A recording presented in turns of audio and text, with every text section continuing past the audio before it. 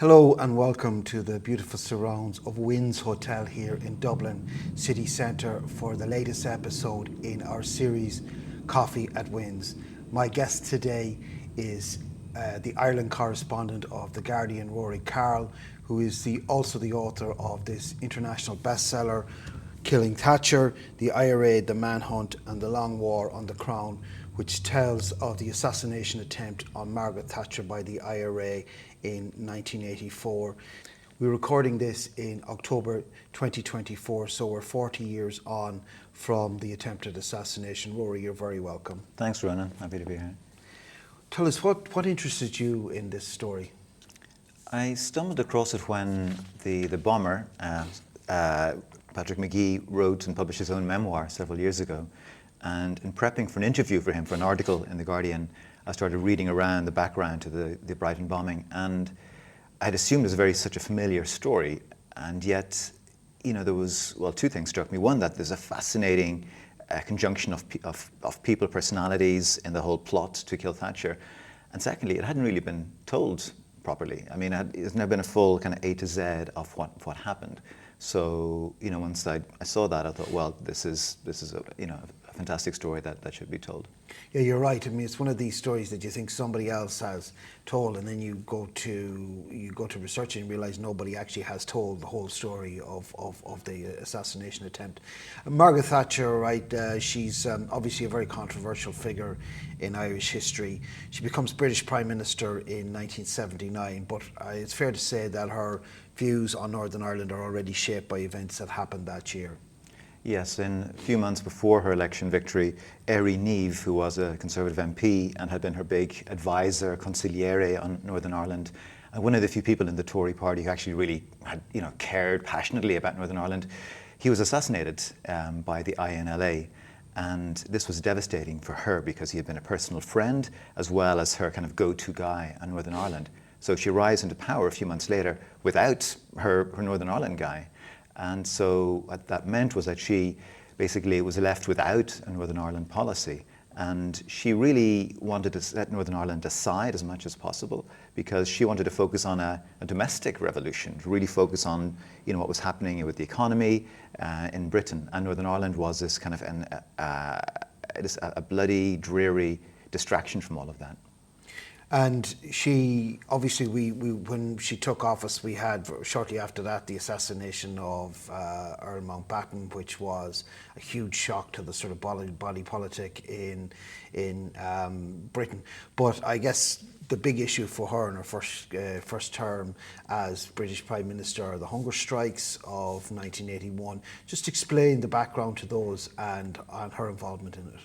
Yeah, I mean, she, in her first term, kind of was greeted with a whirlwind in Northern Ireland. First, Mountbatten being assassinated, 18 British soldiers killed on the same day at Warren Point. And then soon after that, in 1980 and 1981, the hunger strikes, which is a huge seminal event where, IRA, Republican prisoners threatening to starve themselves to death for political status.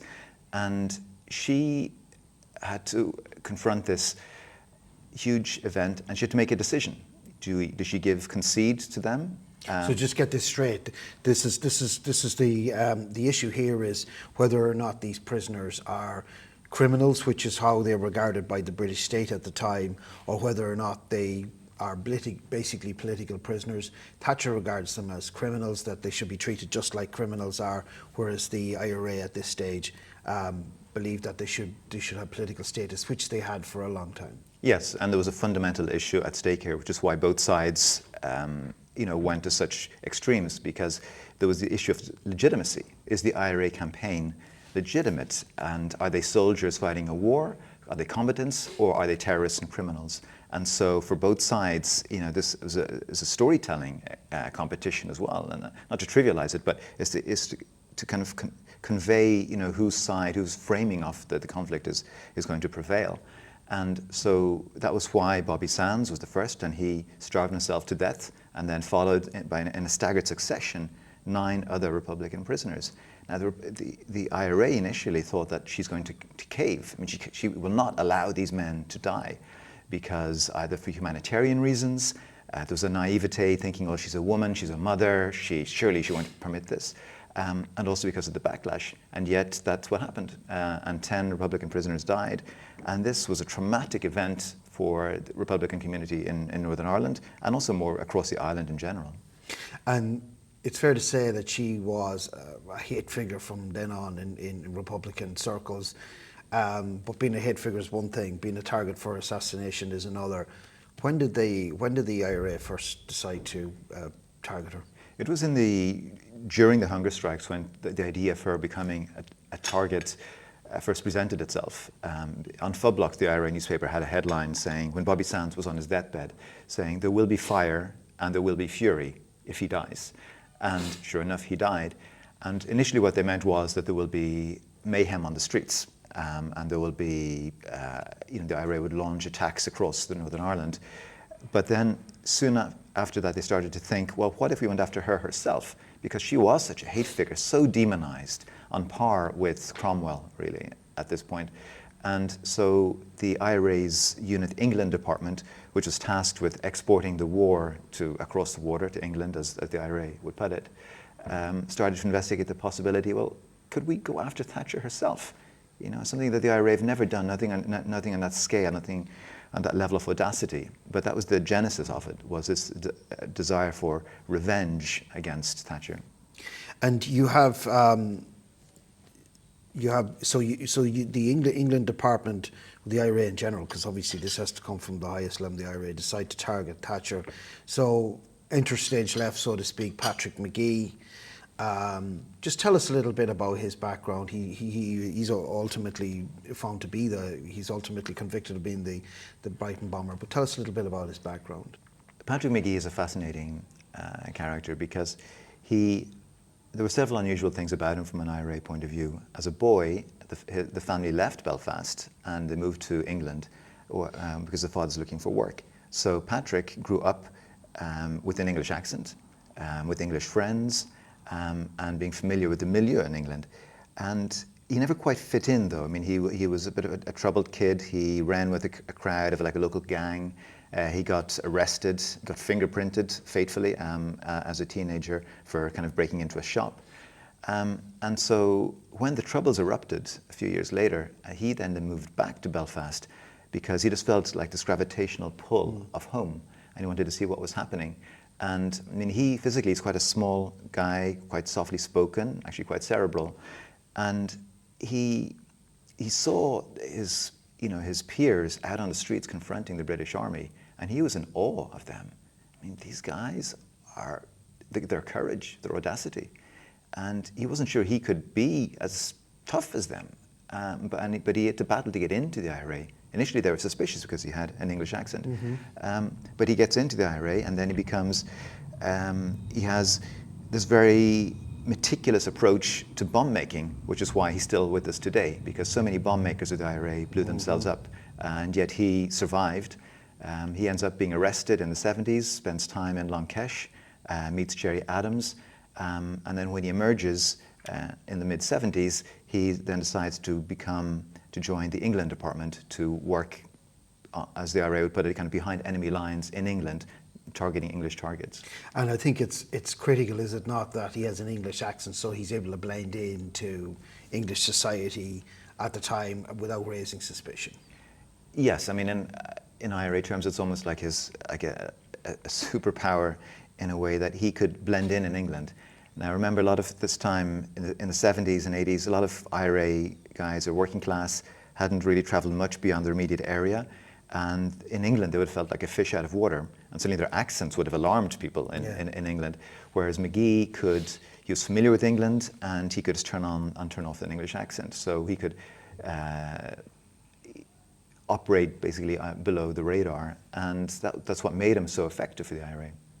So just fast forward to 1984, I think it's around September 1984, the plot is sprung basically, and McGee's the man to do it.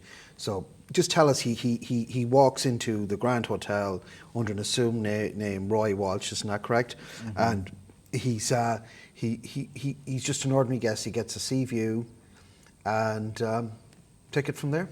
Yeah, I mean, he was yes, the last link in a very intricate chain of a plot that had unfolded over years, involving several dozen people in terms of doing the logistics, the surveillance, a structural engineer surveying the architecture of this hotel, because they knew that 3 weeks after McGee checked in, Margaret Thatcher was going to stay in this hotel. They knew in which room. She's going to be in the Napoleon suite on the first floor for 3 nights in October. And so McGee is tasked with arriving, checking in, requesting a room on the seafront that would be above, not immediately above, but certainly several floors up above Margaret Thatcher's suite. And there he was to assemble and conceal the bomb without arousing suspicion. And he did it. And he just to be clear, he planted the bomb in a cavity under the bath in room 619. Isn't that correct? Mm-hmm, yeah.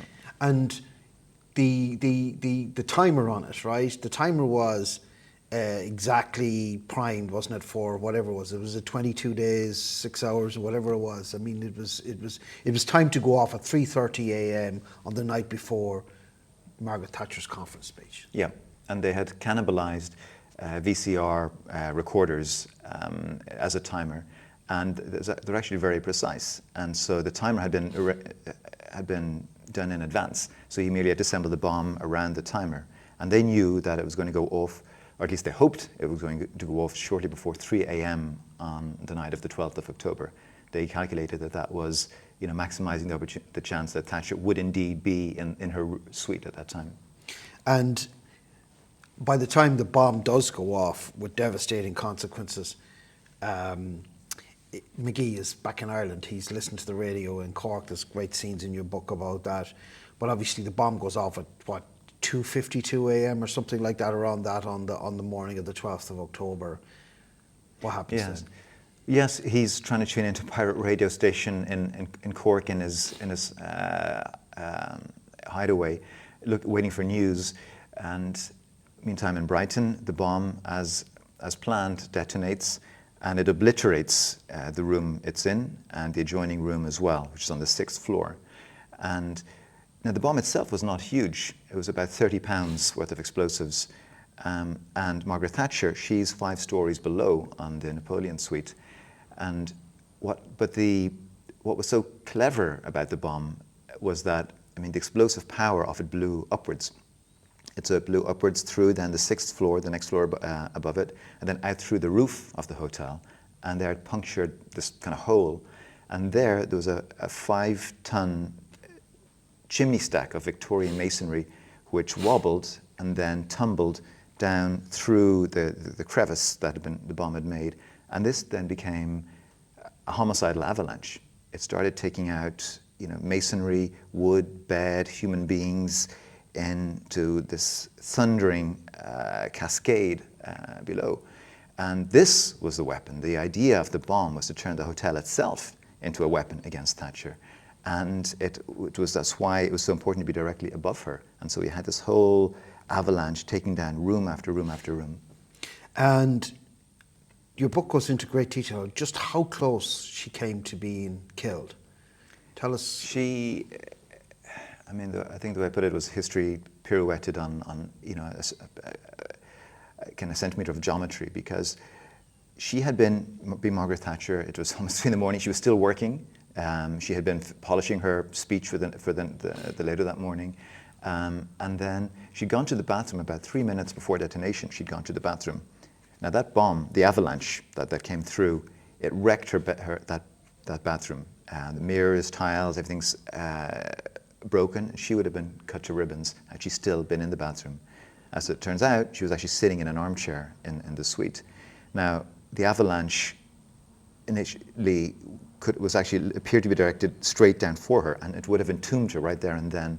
But for some reasons of geometry and physics, it actually took a slight swerve, and the real damage was done to adjoining rooms. And that is how she escaped. It shouldn't be forgotten that 5 people were killed in the bomb attack, and I think several hundred injured. Isn't that correct? Mm-hmm. Several dozens injured. Yeah. Several, including most famously Norman Tebbit, who was, I think he was the employment minister at the time. He was kind of her right-hand man, and his wife Margaret was, I think, basically crippled for life as a result of what happened in Brighton. Isn't that correct? Yes, she became a paraplegic, and I mean, what was especially dramatic for people watching was that, I mean, this was in the era of before live TV, and yet because there was a BBC TV crew were brought in, the rescuers needed lights, and so they got this TV crew's lights to come in, and so it was actually being televised live, this extraordinary scene of a government minister, Thatcher's heir apparent, Norman Tebbit, being dragged out of the rubble, looking like a rag doll, covered in dust and bleeding. And I mean, that would become one of the defining kind of images of the Brighton attack. So Margaret Thatcher is basically shaken, very badly shaken, but not harmed, physically harmed. She makes her conference speech the following day. I think a lot of people in Britain who would have probably have not approved of her policies, to put it mildly, did admire her sort of resilience in taking to the stage in Brighton the day afterwards. What was the consequences, political consequences of that assassination attempt? Because obviously from the IRA's point of view, it didn't kill Thatcher, but it was a big success for them.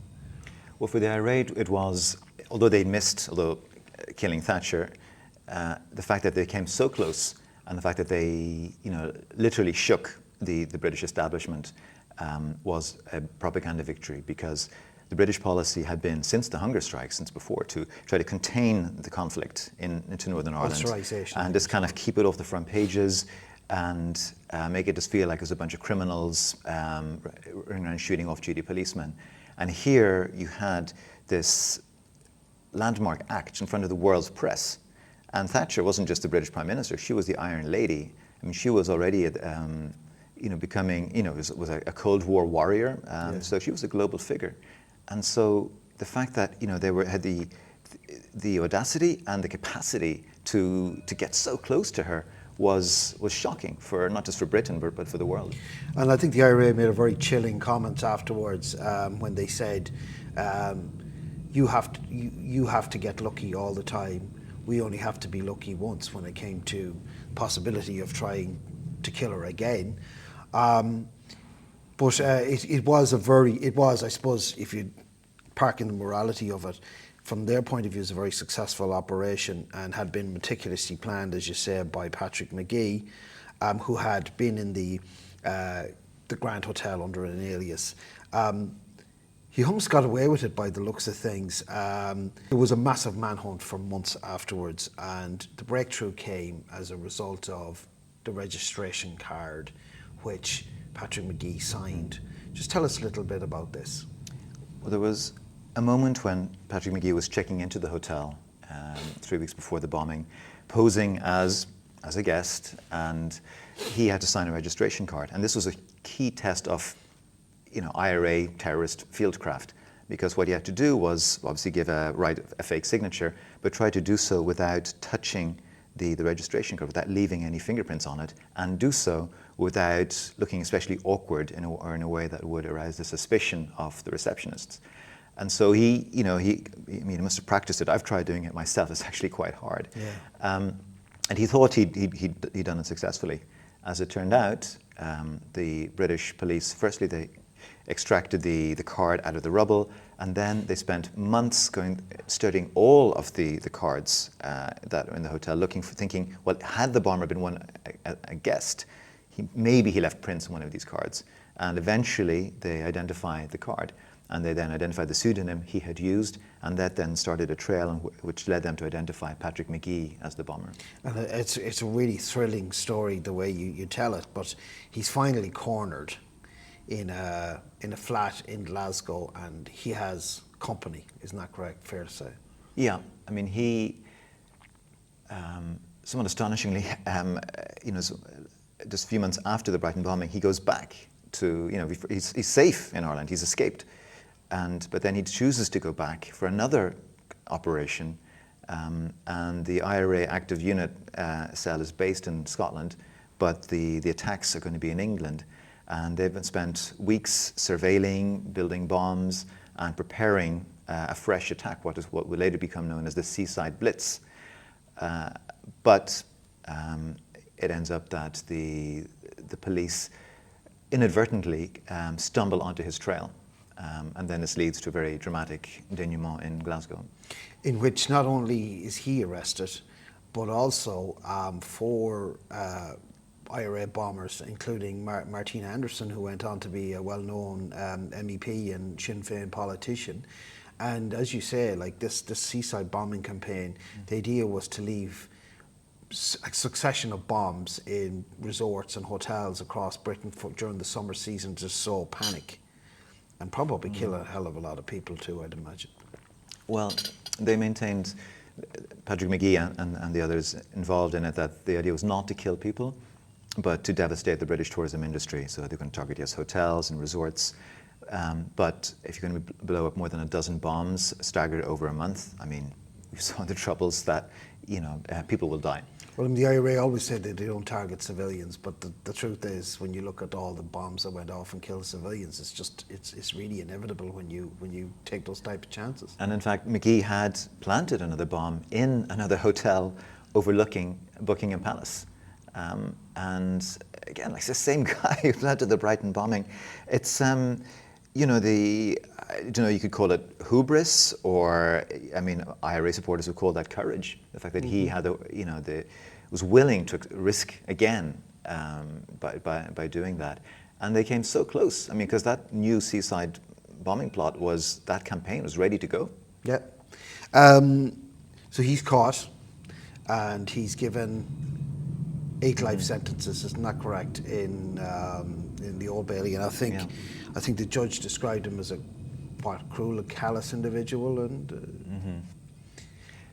Yes, so he was sentenced to 35 years in prison, and I think he did an instant calculation, thinking, well, I am 35, so I'll be when I'm 70, and I think his father died when he was 72, so he thought I might have 2 years of freedom, and that was it. He was probably the most reviled man in Britain at that moment. And he was the butcher of Brighton. He was very much demonized in the British media, and so it appeared then he was going to disappear into as the IRA would see it, the gulags of English jails, never to be seen again until 35 years later. But then along comes the peace process, and he's released in, is it 97 or 98? I think it was 97. Yes, the Good Friday Agreement happens, and part of that deal is that all paramilitary prisoners are to be released. And I remember Augusto Pinochet, who happened to be in London around that time, when he heard that McGee was to be among them, and he, of course, Pinochet was a friend of Thatcher, and he said, "Oh my God, him too," because they thought, some people thought this is too much. We can't release the Brighton bomber, but they had to. That was the deal of the Good Friday Agreement. So he emerges from prison unexpectedly early, a free man. And he's got the rest of his life to live. He needs now to somehow to reinvent himself. He's only 47, yeah. He's only 47. And what happens after that is really extraordinary. I mean, instead of sort of burying his head and going incognito and all the rest, he actually becomes quite a public figure. And we have this extraordinary relationships that builds up between himself and Jo Berry. Jo Berry is the daughter of Sir Anthony Berry, who's a Tory MP who was killed in Brighton. So tell us the genesis of that relationship. Okay, well, just rewinding slightly, in prison, McGee had studied and got a doctorate. He got a PhD, so he emerges as Dr. McGee, and he had hopes that he might get hired as an academic. And he's very bright. I think he'd make a very good tutor, but no institution would touch him. He was just deemed too toxic, so he couldn't actually get really much work. But then, anyway, it turns out Jo Berry, the daughter of this MP and former Tory chief whip, reaches out to McGee. And she says, "I want to meet you because I want to see what was the meaning of her father's death and try to understand where McGee was coming from." And so they had this extraordinary meeting where, McGee said, for the first time, you could see the humanity of this man he had killed. Until then, McGee had viewed Anthony Berry simply as part of the British Tory war machine. A warmonger, part of the elite that were oppressing his own people.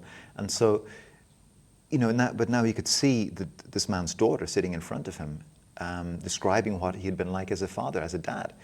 And so this started this friendship between them that has now endured for decades. I mean, they have appeared on stage. They've formed a kind of, I wouldn't say a double act, but a partnership whereby they appear speaking about attempts of reconciliation, understanding each other.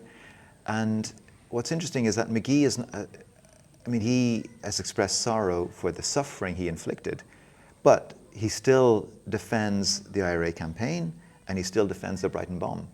So it's not a straightforward thing of like, oh, I'm sorry, please forgive me. If you're still defending what you did. And so he and Barry continuously have to navigate this kind of sorry, not sorry dynamic. And yet it's a very compelling friendship that they have between them. I'm wearing myself as a historian to get into counterfactuals, but it is very interesting of what would have happened had the IRA killed Margaret Thatcher. What do you think might have happened? Yeah, I keep changing my mind about this.